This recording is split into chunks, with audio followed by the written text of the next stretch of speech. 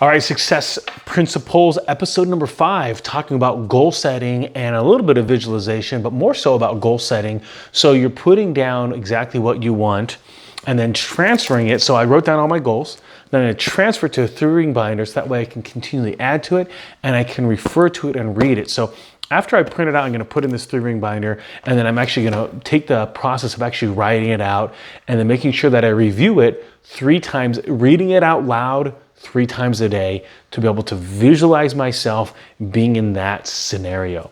I'm also going to put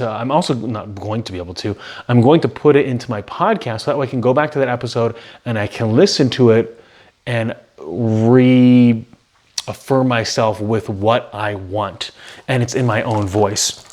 And the idea of this is to put it into present tense form and be specific about what you want. You can also put it into 3x5 cards as well. And so I'll actually have a look at doing that. The next piece was, for a lot of the things that we want, it's going to require money.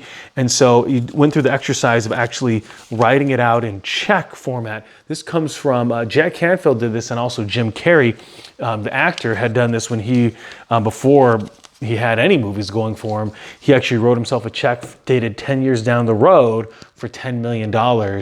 And we know how the story went.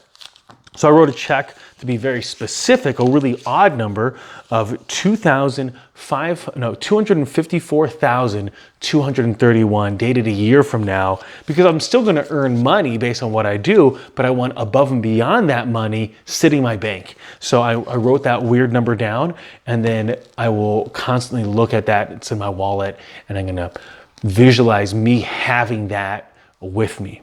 So that is, the other one that he talked about was mapping, where you can put yourself in the center and then write around what you want to accomplish to break it down goal-wise. They called it chunking it out. So you put it here and kind of write the different things that in order to get to some goals. Some of the goals you don't know how you're going to get there, and that's okay. Episode 5 done.